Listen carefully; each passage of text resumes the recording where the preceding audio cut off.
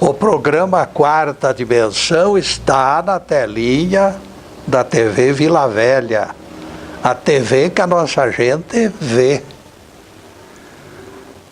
Esta semana, assisti pregação na televisão e não gostei do que ouvi. Por isso me apresso a contestar para desfazer alguns efeitos nocivos, principalmente para as pessoas simples. Saduceu Moderno divulgou que a 7ª trombeta de Apocalipse vai destruir as seitas não cristãs criadas por Satanás. Dentre todas, ele deu ênfase especial à religião muçulmana. Como esclarecimento, citarei a Bíblia, que realça a figura de Ismael, que Deus aponta como raiz do povo árabe. Agar e o filho Ismael esperavam a morte pela fome e sede no deserto, quando Jeová lhes disse, lá do céu, ergue-te, mulher, levanta teu filho, porque eu farei dele raiz de grande povo. Gênesis 21, versículo 18. Quando Agar abriu os olhos em pleno deserto, ela enxergou o poço de água e se refrescou nele, e ambos beberam água fresca e cristalina. Jeová sempre esteve com o rapaz que viveu no deserto. Gênesis 21, versículos 20 e 21. As cenas descritas, acaso mostrarão a divindade descontente com Ismael, de cuja raça surgiria a figura venerada de Maomé? Tal absurdo só pode ter guarida na mente de fanáticos. Agora nosso tema. Ninguém dirá, eu sou de Apolo. Alhures, meus amigos, sonhei algo esquisito que me surpreendeu. Alguém com quem eu dialogava no meu escritório, de repente deparou o cartão com o nome precedido de palavra Frei. Ele pegou o cartão e ficou repetindo para me provocar. Frei fulano de tal. Frei fulano de tal. Eu não revelo o nome impresso no cartão por razões compreensíveis. Nossa conversa viu-se interrompida no sonho e o visitante me encarou de forma estranha, exibindo o cartão que encontrara na mesa. Aquele cartão ficou na mão dele. Ele ergueu o cartão e apontou o nome, Frei fulano de tal. Meu visitante mostrava-se disposto a colocar lenha na fogueira. Com esta intenção me perguntou, Getúlio, como você pode alimentar amizade com alguém tão afastado em termos de doutrina? Com suas ideias, você não deveria sequer dialogar com pessoa tão diferente. Nem ele, nem você lucrarão com tal intercâmbio. O meu interlocutor me censurava pela troca de figurinhas com alguém que ele considerava erroneamente meu adversário. Alguns dos que pensam de outra maneira eu considerarei discordantes, nunca adversários, nunca inimigos. De minha parte, nenhum deles sofrerá cargas negativas, porque eu sempre estarei vibrando coisas boas e positivas para todos. Fui rápido e evitei que o fogo passional se propagasse. Amizade não deve garantir lucro nem coincidência de opiniões, esclareci. Eu conservo amigos de diferentes doutrinas e jamais alimentei propósito de arrastá-los como prosélitos. Desculpe a insistência, Getúlio, mas no caso deste Frei, eu acho que você extrapolou. É água e azeite. Nenhum dos dois deixará escapar simples frase sem que haja contestação. Todos os diálogos se esgotarão numa batalha vazia. Eu voltei ao assunto, martelando a estreiteza da sua consciência. Ao abrir leque das amizades nossas em cada dia, nos cabe nutrir expectativas agradáveis. Apostas positivas enriquecem e estimulam o próprio relacionamento social. Amigo é coisa para se guardar do lado esquerdo do peito, como diz o cancioneiro popular. Ser humano disposto a se tornar nosso amigo, independente de doutrinas, ou até mesmo ajudado por elas, pode nos surpreender. Cada vivente possui luminosidade em determinado grau. O Mahatma Gandhi afirmou a Lures que cada ser humano pratica a religião única e diferenciada. Na opinião de Gandhi, cada vivente concorda apenas com parcela daquilo que a liderança impõe. Não existe quem não tropece na filosofia. Ainda não se fabricaram seres humanos, robôs, cujos passos e palavras sigam esquemas anteriormente definidos. Jamais os viventes depositarão confiança absoluta nas ideias que os seus maiores tentam fazê-los engolir. A falta de credibilidade favorece a teoria de Gandhi. Cada ser vivente é sacerdote e acólito da própria seita. Certa ocasião, durante longa conversa que mantive com um empresário ilustre de Ponta Grossa, que também eu vou omitir o nome, para não entrar na intimidade da pessoa.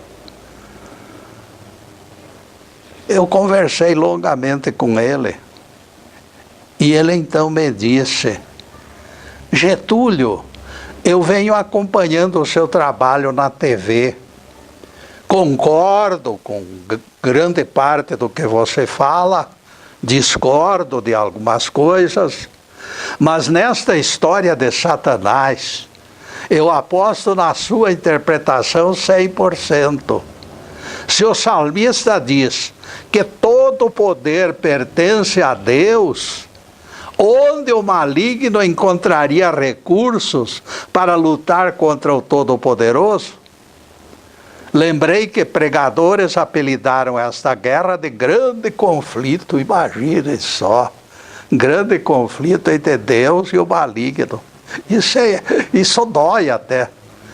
E insistem eles que teve início lá nos tempos de Adão e Eva.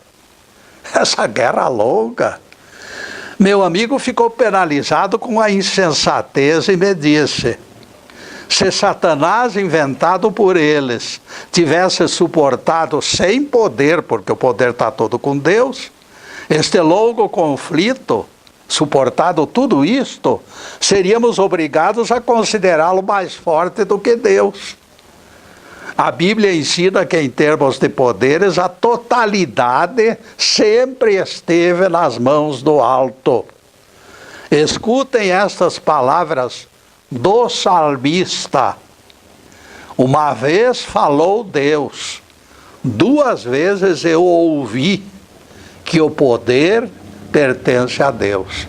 Salmo 62, verso 11.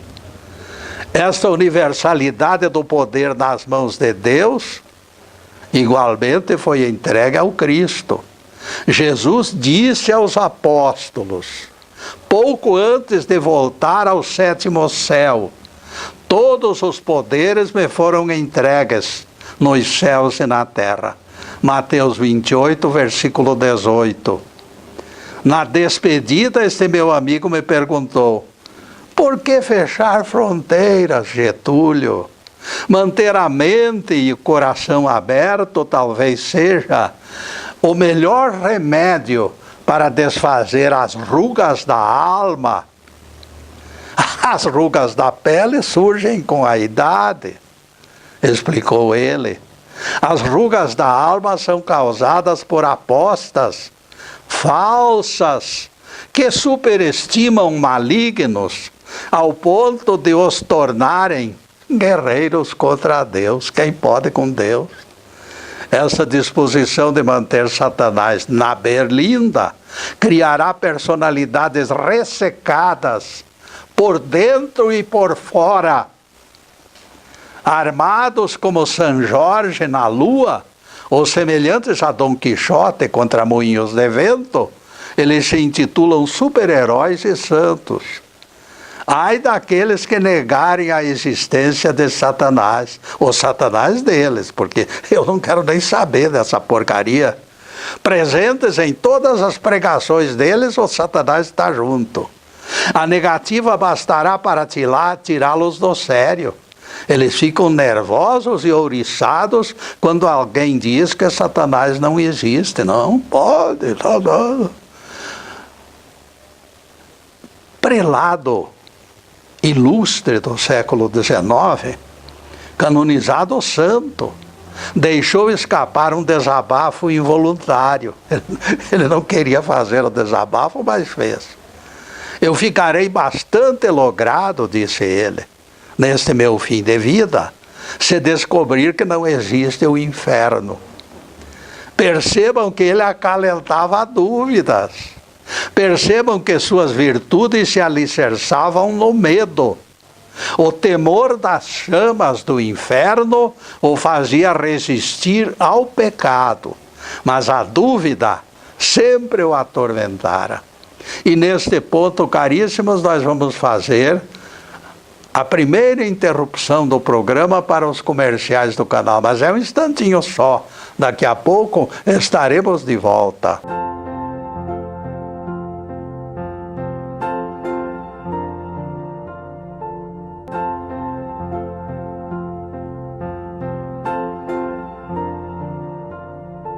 Já estamos no segundo bloco do programa Quarta Dimensão.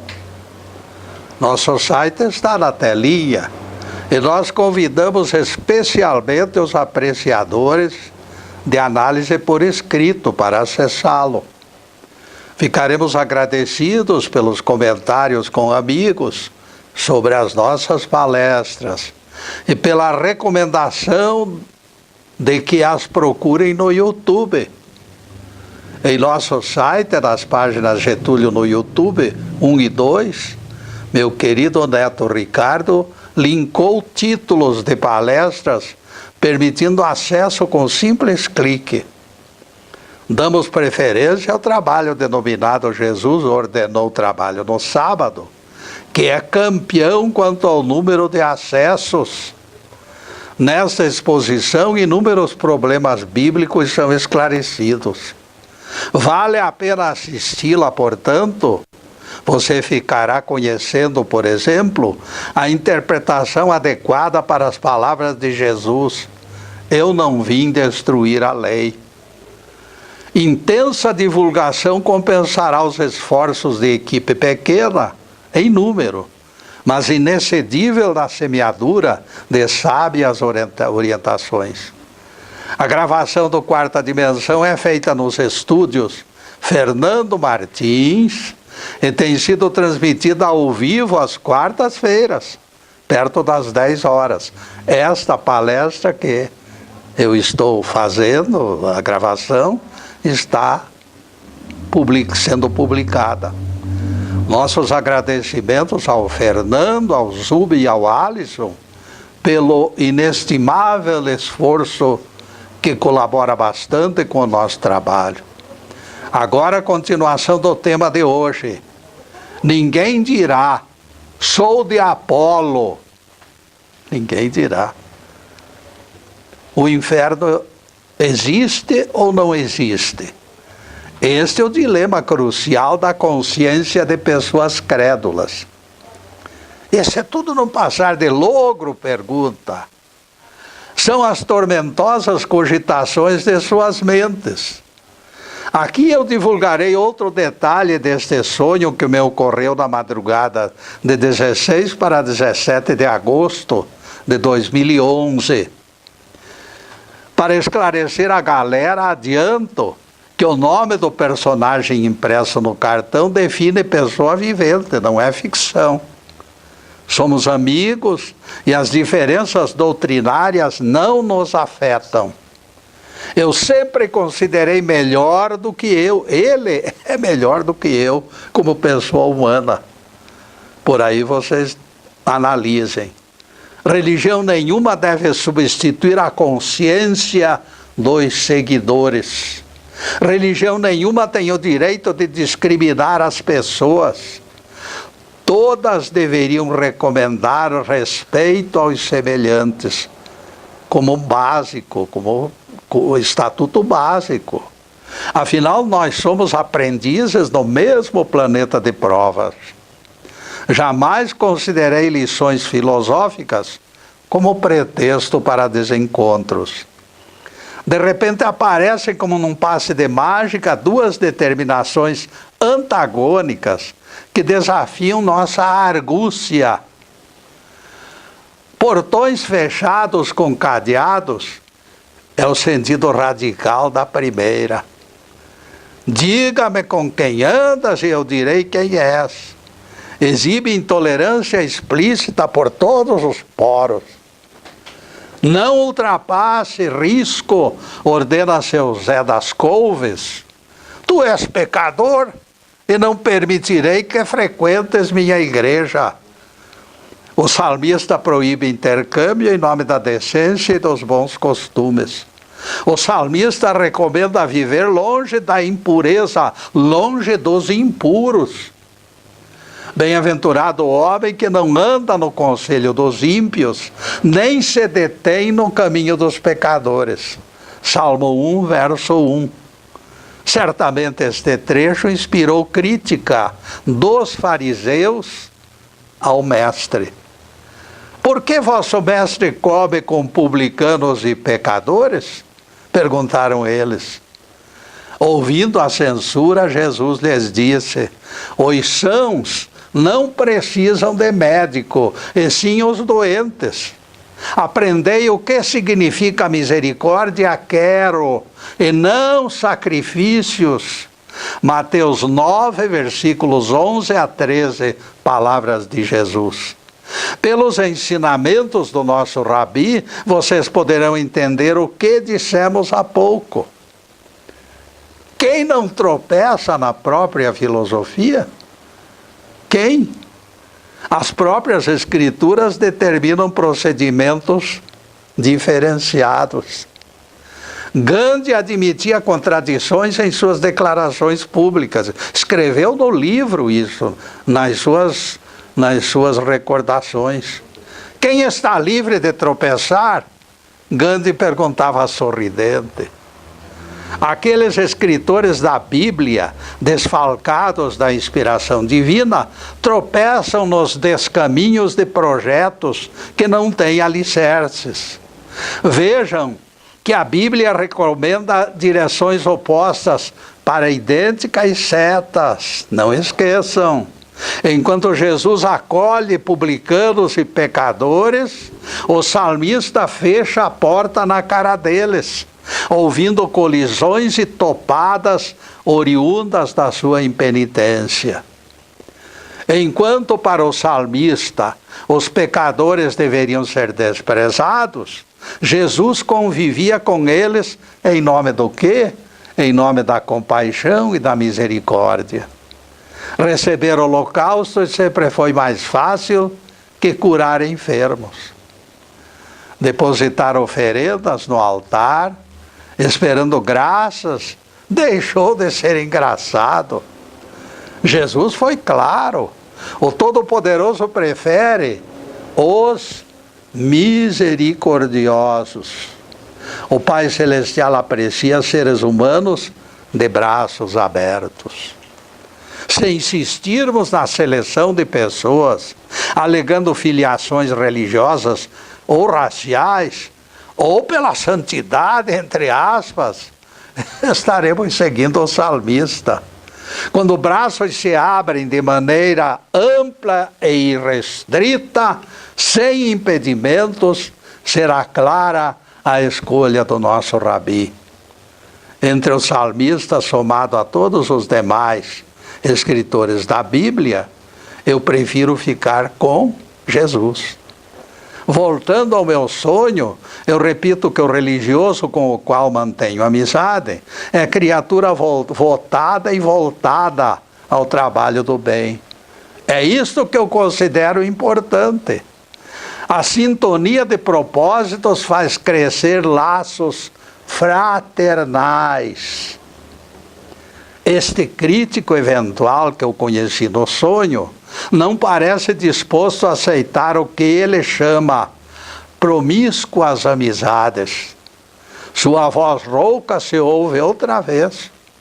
Hoje, como no tempo de Jesus, existem balcões entranhados nas igrejas, Getúlio, mostrando mercantilismo. Se abrirmos a guarda, os incentivaremos. Lembro que Jesus chamou esses lugares de covis de ladrões e expulsou os negociantes. Será que o Nazareno colecionava cartões de visitas de sacerdotes amigos, Getúlio? A ironia é forte. A afiada ironia mostrava que ele não se convencera. E eu lhe disse, naquele tempo, amigo, não existiam cartões de visita. Mas eu posso garantir que Jesus manteve amizades com líderes judeus. Nicodemos pertencia ao Sinédrio e sua visita ao mestre foi imortalizada pelo apóstolo João. José de Arimateia lhe cedeu jazigo para sepultamento do corpo. Não trocaram cartões porque cartões não existiam, senão teriam trocado. O médico que rasga sua perna para extrair bala não é seu inimigo, não. Não é inimigo quem fecha a sua boca para impedir blasfêmias. Expulsão dos vendilhões do templo foi terapia para expressar discordância. Nosso Rabi foi dramático para forçar o aproveitamento da lição. Jesus sabia que somente o progresso do espírito, depois de inúmeras reencarnações, erradicaria esta marca do homem. Vai demorar bastante antes que os seres humanos compreendam as vantagens de alma desinteressada.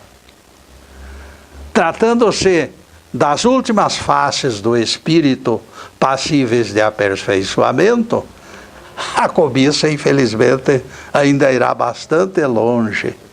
A figura de Jesus diante dos vendilhões representará ainda por muito tempo o mais poderoso agente para a erradicação da cobiça. E neste cobiça nós faremos mais um pequeno intervalo em nosso programa para os comerciais do canal, mas é Um instantinho só. Daqui a pouco estaremos de volta. Obrigado.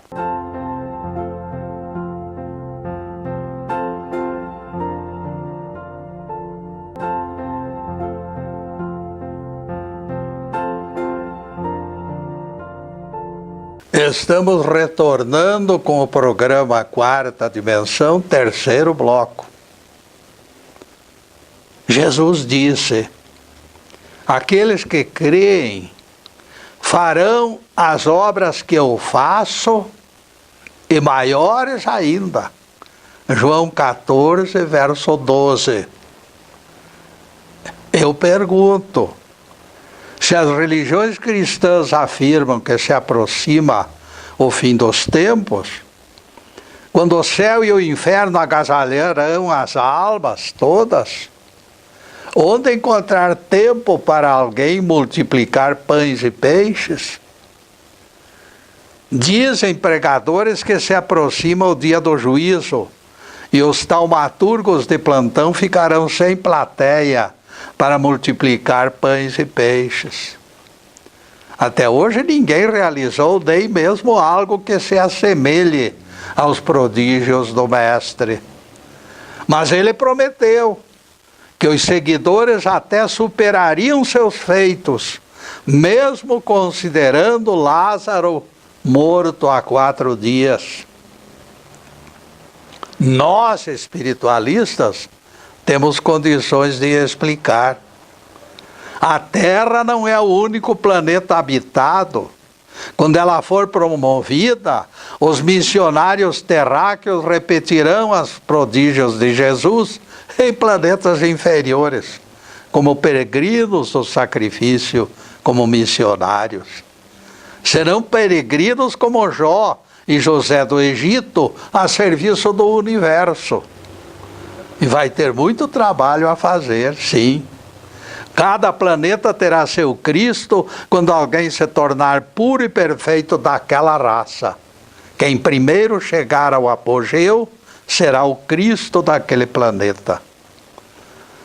Cada planeta crescerá com as mesmas características da Terra, desde cavernas até castelos e palácios. A violência só terminará no juízo final, quando forem expulsos os ímpios, os violentos. Agora o nosso tema: ninguém dirá, sou de Apolo. Quem analisou a expulsão dos vendilhões com certeza entendeu que templos e balcões não se combinam. A ruidosa estratégia de desbancar os avarentos oportunistas foi a advertência de Jesus para arrefecer-lhes a sede pelos tesouros mundanos. A encenação de Jesus foi aposta no futuro. Ninguém alimente, porém, a tendenciosa notícia de que Jesus agrediu alguém naquele dia. Eu não concordo. Enérgica advertência, sim, concordamos. Essa história fantástica de Jesus empunhando o chicote e surrando vendedores é invenção da indústria do cinema. Essa imagem distorcida é puro folclore. Não passa de frustrada tentativa de transformar o Nazareno em alguém raivoso e prepotente. O que encontramos nos evangelhos é o que nós divulgamos. Entrando Jesus no templo, passou a expulsar os que ali vendiam e compravam. Derrubou as mesas dos cambistas e as cadeiras dos vendedores de pombas. Marcos 11, versículo 15. O mestre jamais perderia o equilíbrio diante da ignorância espiritual dos líderes do seu povo. Mesmo encarando a cena da expulsão dos vendilhões, por variados ângulos, enxergaremos sempre o mesmo Cordeiro Divino, manso e humilde de coração. O mesmo que atendeu o convite do fariseu Simão, o leproso, para jantar em sua casa. Jesus que aceitou a homenagem do publicano Zaqueu, indiferente às murmurações dos próprios apóstolos. Aquele mesmo Jesus que permitiu beijo em seus pés, de pecadora pública, silencioso diante das murmurações em sua volta.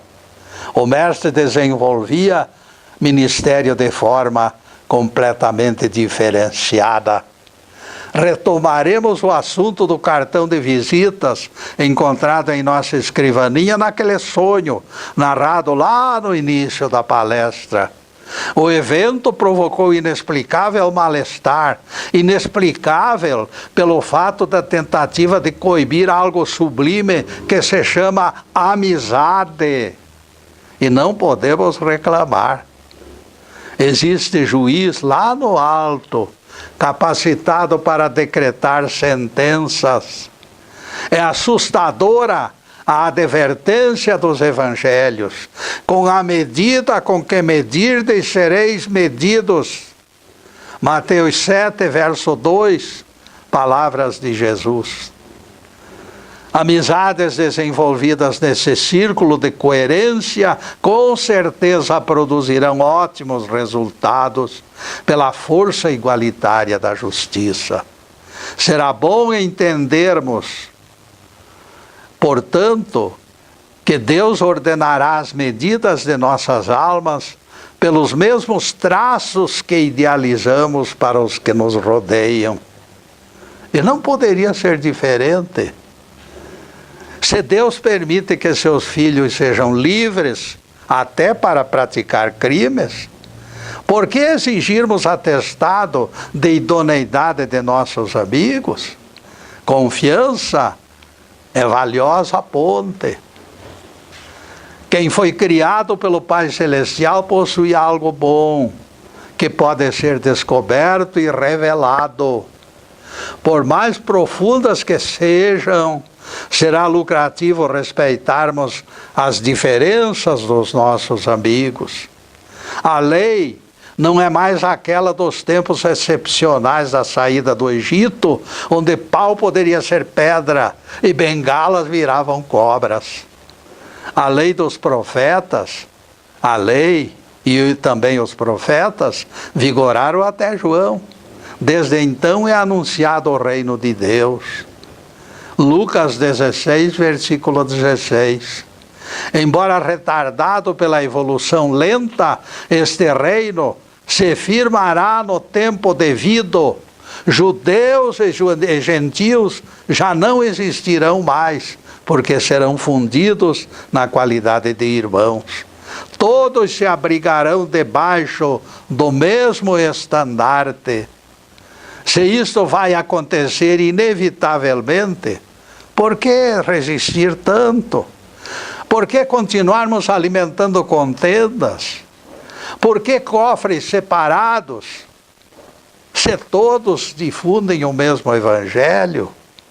Alguma coisa está soando distorcida nessas vozes que clamam por dinheiro.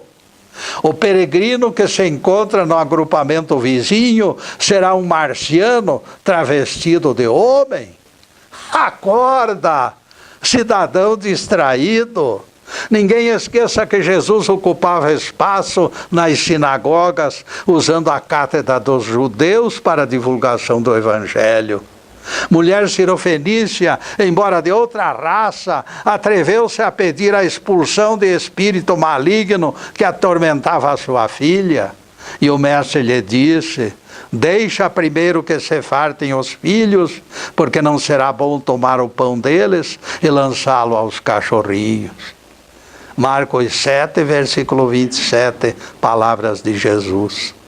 Mestre proferiu essas palavras para testar a índole da estrangeira. Experimentou sua paciência, proferindo palavras que ela poderia considerar até ofensivas.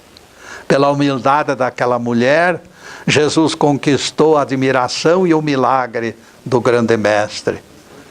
Ela recebeu de Jesus aquele milagre fabuloso.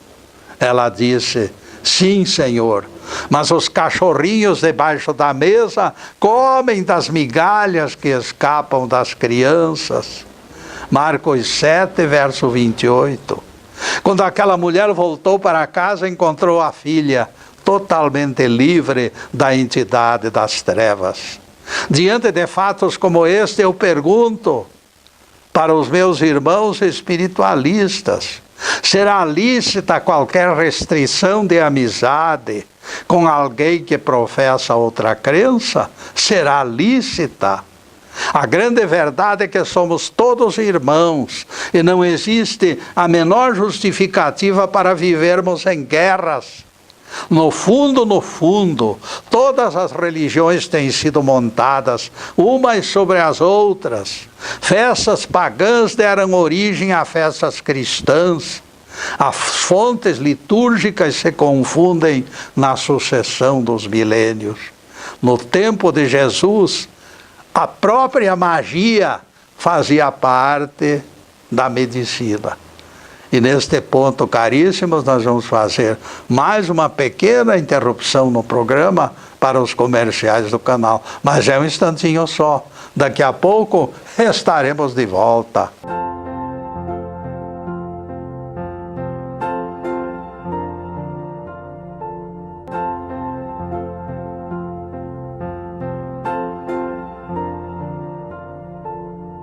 Já estamos no último bloco do programa Quarta Dimensão.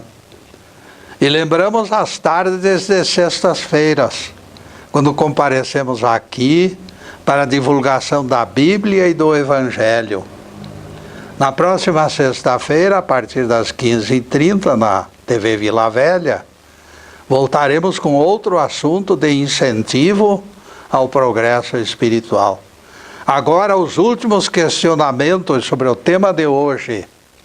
Ninguém dirá, sou de Apolo.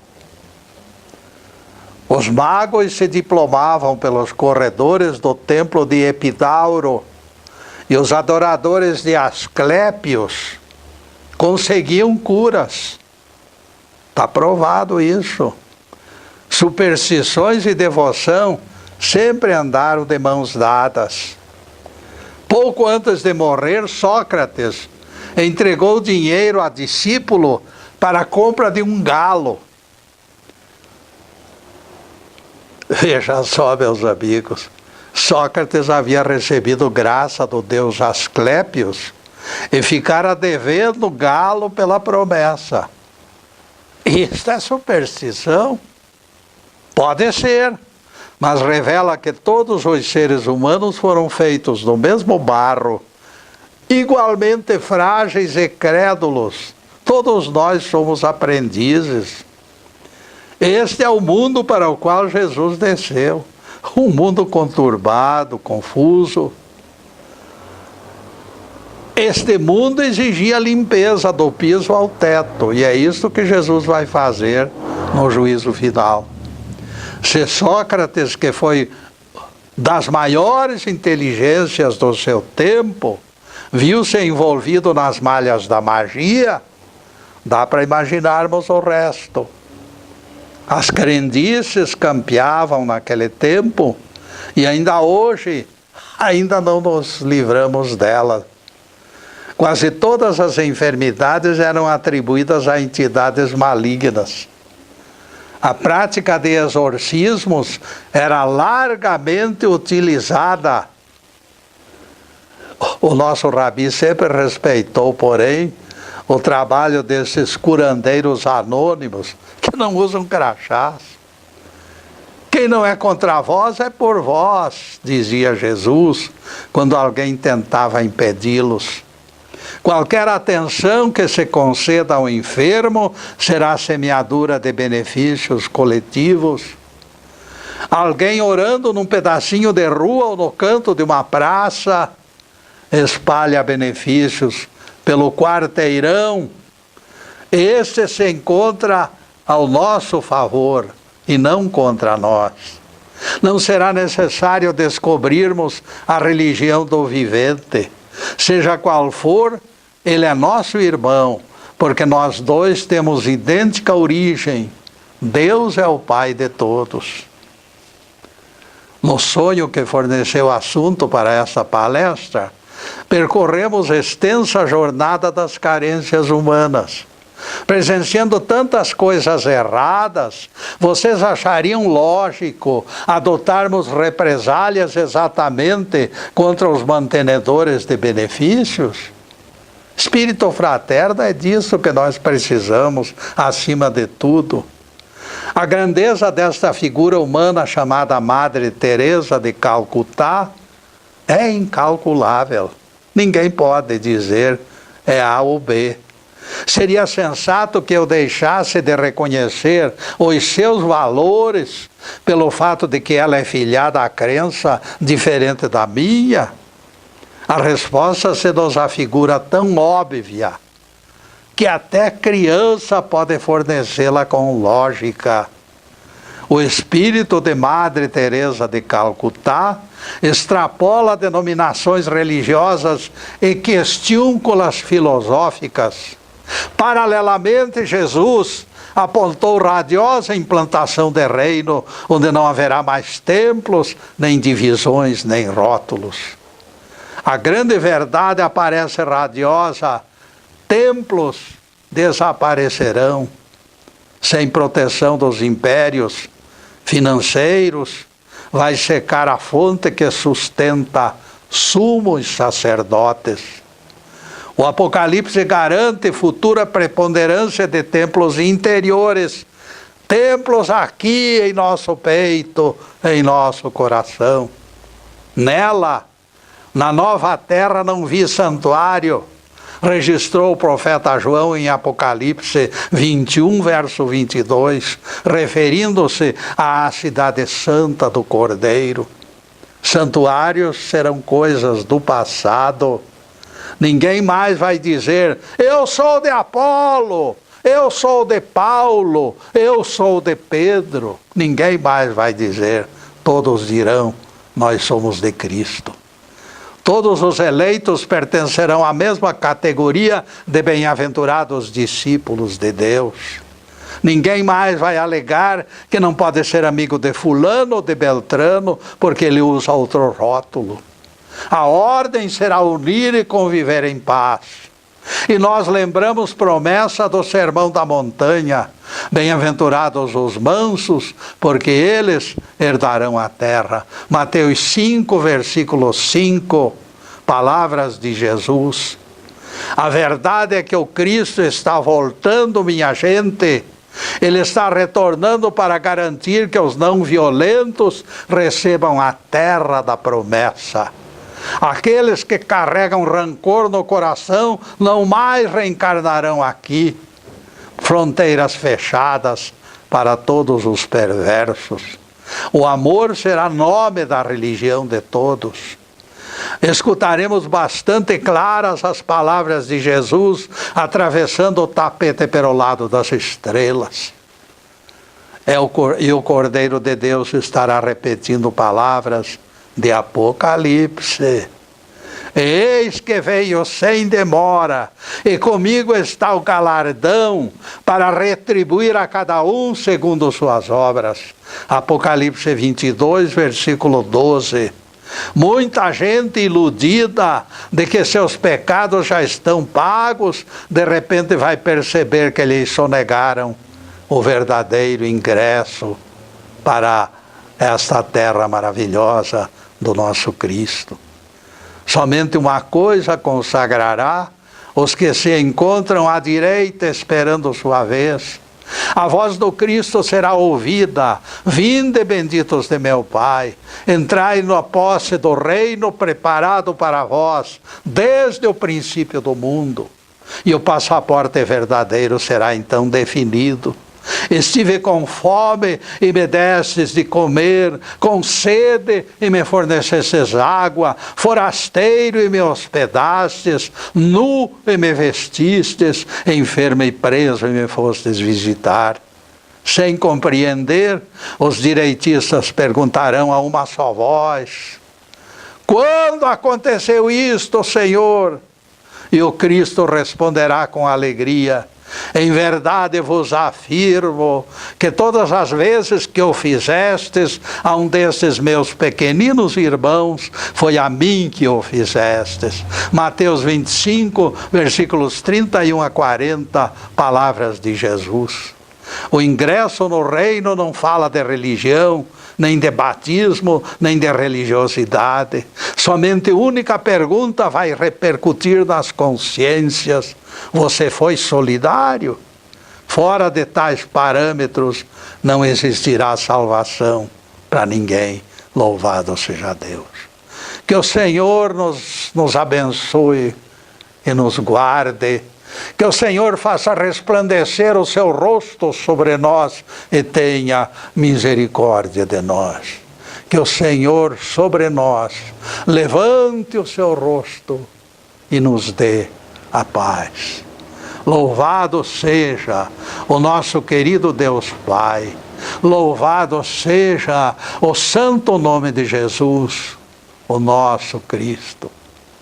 Obrigado, Deus. Obrigado, Jesus.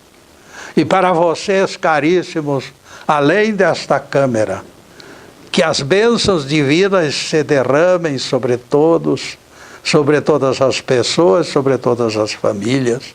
Bênçãos de paz, de harmonia, de saúde, de alegria, de tudo que é bom, mas acima de tudo, amor no coração. Muito obrigado, meus amigos, e boa noite.